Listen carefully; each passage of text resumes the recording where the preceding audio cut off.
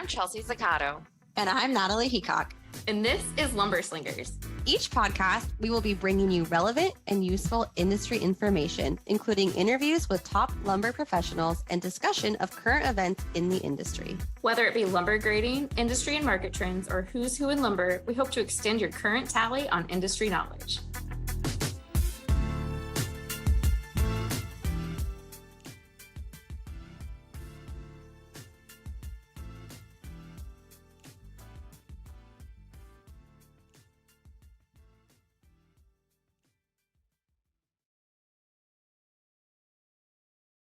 Good morning, Trent. Good morning. How are you? I'm good. How are you? Living the dream. Guess who's not here again? Natalie. Yep. Like I said, Should we get a complex? I think we should. I think that at this point, she's just trying to avoid me. I mean, you got to see her, I believe, Oh, earlier. you're taking it personal. I'm starting to. It's just like, I mean, how wouldn't you at this point? It's just like I get little Natalie crumbs here and there, like a text or, an email response, but, like nothing. Yeah, Natalie crumbs. That's a good one. We'll take what we can get. I know, right? She's leaving us wanting more is what she is. Absence makes the heart grow fonder, right? Yes, that's right. It's all part of the big plan. We're going to be very fond of her when she gets back at this point. Yeah, hopefully she's got a lot to say. She come back. You're going to be out of things to say. I know.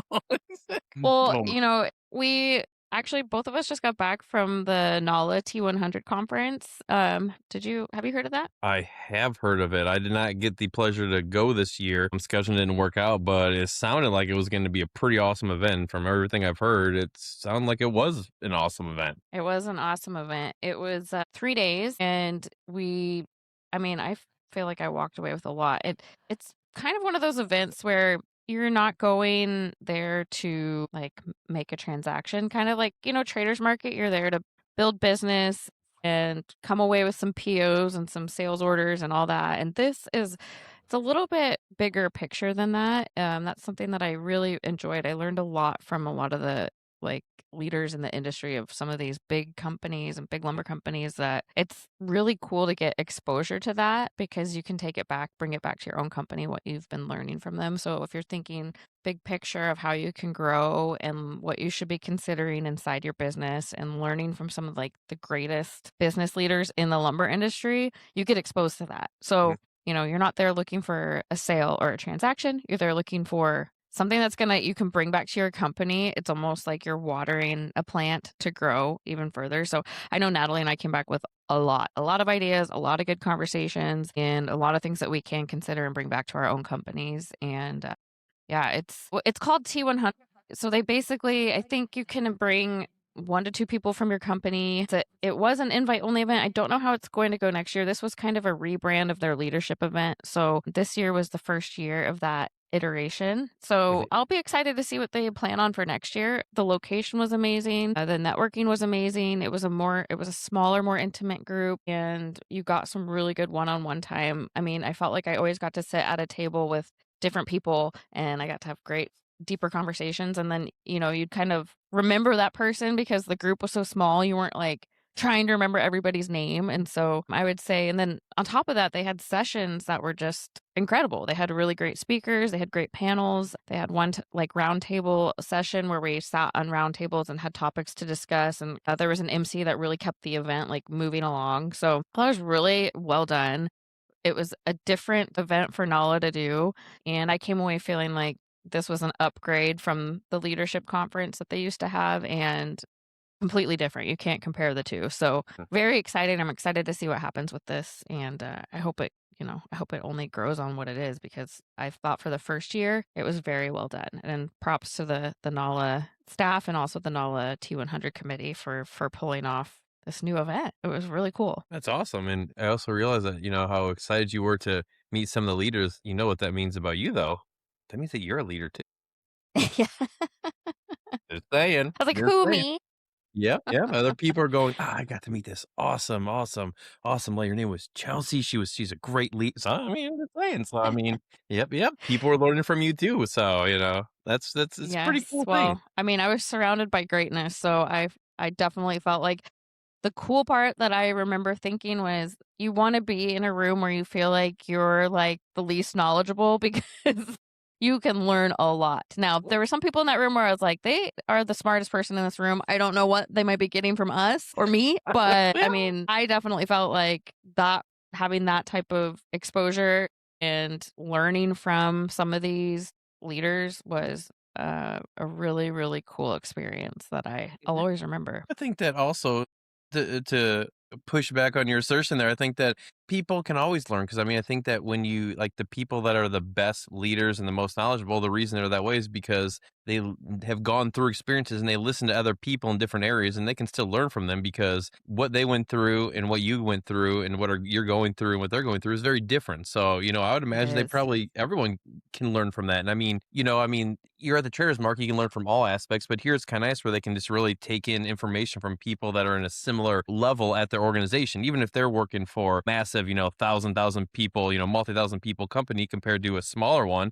They all are going to have different problems that are still similar, and you can take things from each one. Because I mean, you're not going to be able to implement the same things necessarily that like say an Interfor award or something like that. But you can take nuggets of that, and vice versa. They can take nuggets of what you're doing, and then being able to implement ideas of that and scale. So I think that there's a lot of value to that, and that's why something like this is really cool because you get to have that exposure to people that you may not otherwise have.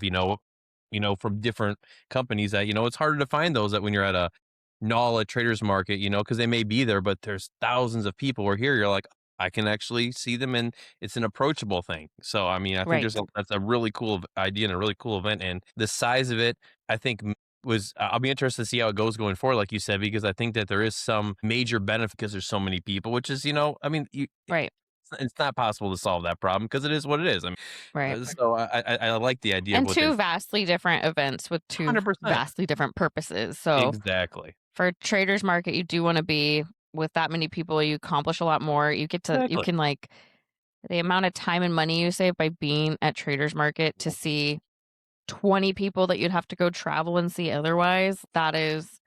That's something that's incredible about traders market. So two different events for two very different purposes, both wonderful, and cool. A great part of NAWLA and being a part of the NAWLA memberships.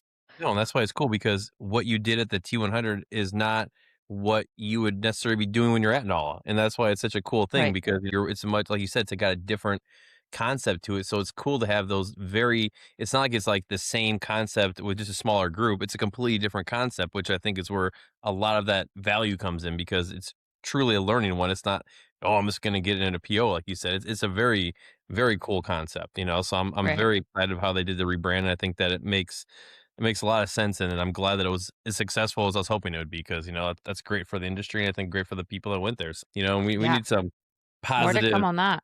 We want. Go on. Sorry.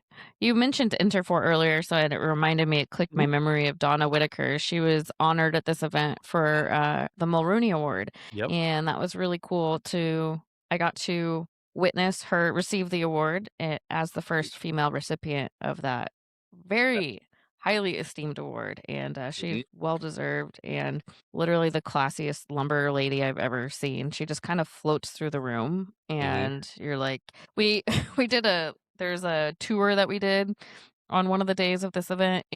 Even her clothing to like go do a walk and a tour was like so classy. This lady never looks bad. She's just like, she had this little sweatsuit that was like so cute and it was matchy. And I was just like, okay, she's just the cutest. So anyway, congrats to her. And then also congrats to Natalie for being on the podcast next week. Hopefully.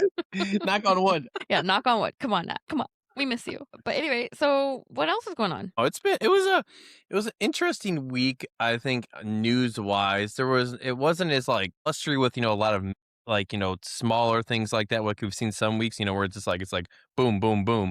But there were some bigger ones, but I think that when we get towards the end, that was where the most interesting stuff came when we kind of get into our weekly things we speak about with like mortgage rates and applications and lumber prices. So like starting out, just kind of a update on a couple of things that we've heard before is that Canfor, they had announced a couple months ago they were going to be acquiring Canfor Pulp just to make them, one united entity, and they finally did get that completed. I mean, finally the concept that, there've been some approvals and stuff they've been announcing, but they did announce a successful closing of the transaction.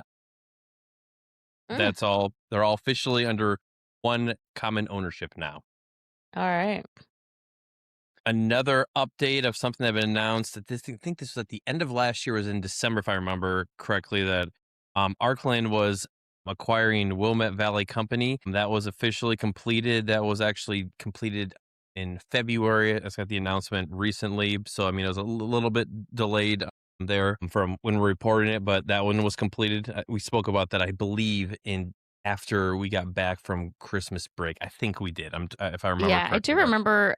I remember the Willamette Valley Company Yep. name. I figured that might. Interesting. It was good to cover because that kind of resonated a little bit with you. Yeah, it's Willamette, damn it. Yeah. Oh, so one update that's a newer one is Trimlight. We spoke about them years ago because they had a transaction. I think that was when they were acquired by Winchurch Capital. They recently announced that they had acquired Harris Door and Millwork. I'm blanking out now where Harris Door is located. Oh my gosh, I'm having a mental block here. That's okay. I can Google it while you talk. But so that was just recently announced, and as I kind of referenced before, Trimlight is owned by Winchurch Capital. And so they've I believe the acquisition happened with them maybe like 3 or 4 years ago, if I remember correctly. There's one looks like a website I have been to before. There's one in the Portland area, is what it says. Okay. Yeah, I think it is. I can't remember the exact headquarters. That was in the Pacific Northwest, though. So Yeah, congratulations Portland. to everyone involved. So, Yeah, congrats to them. Trimlight growing there. One other sure. interesting thing that came out was Sherwood announced an expansion that they're doing, which I thought was pretty cool to hear. They're opening a new distribution facility in Danville, Pennsylvania on April 6th. So, they've been making some moves over the past couple years, so it's been pretty cool to see them, getting bigger and expanding, and I like how they've been doing it. It's kind of, I don't want to say slow because it's not really a fair way to put it, but, like a well thought out plan. It's not like boom, boom, boom, where sometimes you're like, because I mean, depending on how you do this, sometimes you can be like, how are they going to integrate all this? It seems like from what I've seen with them, they're doing a great slower expansion in the context of making sure that, they have all their ducks in a row. And I mean, it just seems like everything's been seamless they've been doing. And so it's been pretty cool to see them, with these, an acquisition that they made a couple years ago and now opening more distribution, kind of, expanding their footprint in different areas. So, it's pretty cool, and they got a great team there. We see them at NAWLA all the time. Mike Goodman might have been there. Was he at the T-100? No, I didn't see the Goodmans, but we did have Kyle Little, who was the past chairman of NAWLA. He was in attendance here. So I always think it's funny when I'm getting on a plane from an event and then I read a news story about somebody I was just with. So congrats to Sherwood. And yes, like you said, it's like they're taking some steady growth and being strategic about it. So congrats to them. That's great news that they are just continue to expand. Exactly. So then to kind of transition to what I teased before, what I found was the most interesting is the mortgage rate changes that we've seen over the past couple of weeks. When I was gone, we were all super gung ho because it was finally broke under 6, and then all of a sudden they're like, actually. Well, it's funny because every week it's like one is up and one is down, and it's applications and rates. It's like, so this week applications are down. Yep. Right? Like almost 11%. So rates are up. Applications are down, so is it going to flip-flop next week? Well, I mean, with the rates, the 30-year is back up to 6.22, which is kind of where it was hovering for quite some time, if you remember that. So, I mean, if you can see like the chart on the articles where it takes a dip, and now some are going like, like real quickly, kind of and abruptly, so to speak, back up. Now, obviously, there's a lot of forces that, if those situations outside of, our control at all, the industry, if those wouldn't have taken place, who knows what would happen. But, the reality is, it is what it is. You can't change that anyway. So, I mean, between that and, interest rates, not being changed, the Fed, it's just, there's a whole lot of things that are outside of, control. So it is what it is. But I mean, the one thing I wonder is like, say they do go back down again after, I mean, I know that like, if you look at kind of the psychology of things, like when they go back down, having had that teaser, it's like, I could easily see people being like, oh, now we really need to jump on stuff. So, I mean, if you see a big dip again below 6, I feel like then people are going to potentially go, you're going to see those applications go crazy. But, unfortunately, we're not very close to that number again now, but, it could change. Who knows? Yeah. So the Fed did vote this week. I think it was the Yeah. 18th, a couple days Yep. ago. Yep. It was on Wednesday, right? Yeah, Wednesday. Yep. 11-1, they held rates and no movement there. I mean, we Yep. have all these things going on, right? Iran and mortgage rates are now just going to stay where they're at. And then lumber demand. What's lumber demand doing? Well, prices broke over 500 again at the end of last week. So, that's good news also for the industry. Up 2% or $10 from the previous week when doing That's a pretty big jump from how steady it's been staying. Yeah, absolutely. Because I mean, It's been like $1, 1%, or hardly even moving at all. So $10 is a pretty big leap. No, for sure. Like a month ago, it was at 497. So I mean, if they were kind of doing the similar mortgage rate thing, we're like, we want to get over 500. Right. I mean, it's very telling, but you have curtailments happening in Canada. You have the supply question happening, the demand question happening. What's going to happen? Is demand going to increase because supply is now down? Do we have enough supply? Is it going to push lumber prices up again? I mean, it's interesting because here we are right at the beginning of spring and spring buying. And so I think, like, as we've been saying every week, it'll be very telling in the next coming weeks what it's going to look like. Or is it just going to be a muted lumber buying season that just kind of holds, steady? It's like this industry, we're very back and forth and resilient. Oh, absolutely. And I feel like, I don't know, it's like, just a few times this week, I was like, yeah, like it could be worse. It could be a lot better though. So just have to stay optimistic on all the parts of our businesses that we can control. No, for sure. And I mean, one big thing that we've spoken about in the past also is like outside of, it's kind of normal things, the rates, gas prices, like, weather's a big factor in different areas. And we've had some funky weather, but And knock on weather, wood, it yeah. looks like things are starting to slow down a little bit and we're actually getting into a normal end of March pattern, at least around here. We're not seeing, we had snow on Monday here in the Midwest, but now it's 70 degrees out almost, so going forward, it's going to be between 50 and 70. So, I mean, that's pretty standard around this time. So, if that stays normal and we don't see this craziness, I mean, I think that'll be a huge benefit because one thing I can tell you, at least the attitude here is that as soon as it starts to get nice out, people want to do stuff, and not just do stuff like go out and do stuff like people start getting motivated, start being like, what am I going to do this summer? What is it going to be my project? I mean, I know I'm already looking at it, so it's like, then you start seeing some of the stuff, kind of take form of, how, people are going to be feeling. I feel like there's a lot of need to do stuff around here in the Midwest. And like people are very antsy to, do their projects that, they didn't get to do. They haven't gotten to do start yet. So, what's one of your projects that you want to do?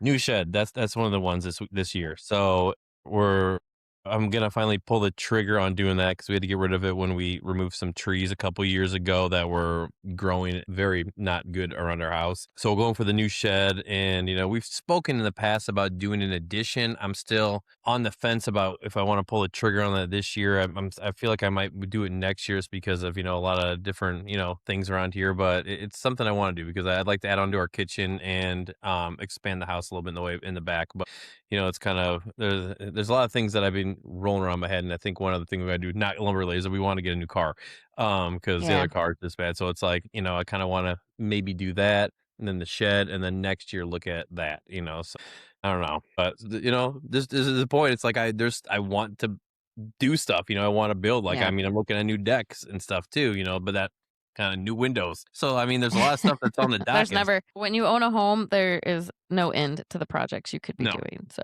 absolutely. So I'm going to be putting my money into the industry. I'll tell you that much.